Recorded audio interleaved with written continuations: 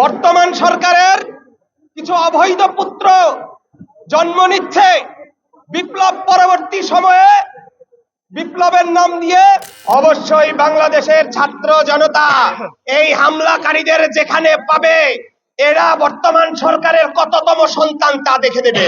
হামলার প্রতিবাদে আমরা সরকারের যে নীরব ভূমিকা দেখছি সেটি আমাদের মনে সন্দেহের উদ্রেক করছে। আমরা দেখতে পাই এই শহীদ মিনারকে কেন্দ্র করে কিছু পুলিশ বাহিনী উপস্থিত থাকেন, সবসময় প্রোগ্রাম হলে তারা উপস্থিত থাকেন, আজকেও আছে। প্রোগ্রাম হলে তারা এখানে নিশ্চয় মধুচন্দ্রিমা করতে আসেন না। একটা সমস্যা তৈরি হলে তারা যদি অন্য সকল মানুষের মতো দর্শকের ভূমিকায় থাকেন তাহলে কি তাদেরকে এখানে মধুচন্দ্রিমা করবার জন্য দায়িত্ব দেওয়া হয়? অতএব এটা আমাদের কাছে প্রশ্ন। বলা হয়েছে সরকারের উপর, আপনারা যদি কথা বলেন আমরা বক্তব্য দিব। কি সমস্যা এখানে?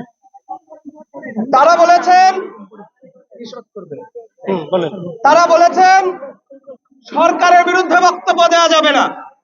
সরকারের বিরুদ্ধে বক্তব্য দেওয়া যাবে না, কারো বাবার সরকার প্রতিষ্ঠিত হয়েছে।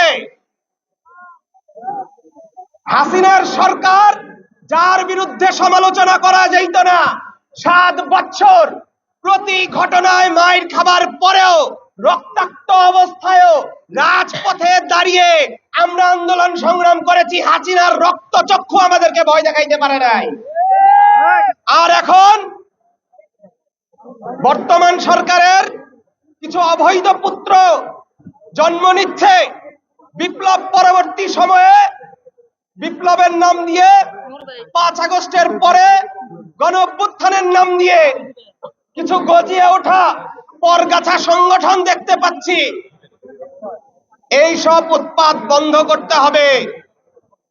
আওয়ামী লীগের সময় আমরা দেখেছি ক্ষমতার ভাগ বাটোয়ারা নিতে, ক্ষমতার সুবিধা নিতে জুতা লীগ, মোজা লীগ, অনেক ধরনের লীগ তৈরি হয়েছিল। আর এখন এই গণ অভ্যুত্থান পরবর্তী সময়ে বৈষম্য বিরোধী আর বিপ্লবের নামে অনেক দোকানপাট গজাচ্ছে। 5 তারিখের আগে এইসব দোকানপাট দেখা যায় নাই। 5 তারিখের আগে ছাত্র জনতার কোনো ব্যানার দরকার হয় নাই, কোনো দোকানের দরকার হয় নাই। তারা তাদের বুকের তাজা রক্তের বিনিময়ে হাসিনা স্বৈরাচারের কাছ থেকে এই দেশকে মুক্ত করেছে। এই লজ্জা পুলিশ বাহিনীর, এই নিষ্ক্রিয়তার দায় পুলিশ বাহিনীকে নিতে হবে। আমরা সময় দিচ্ছি কিন্তু ছাড় দিব না।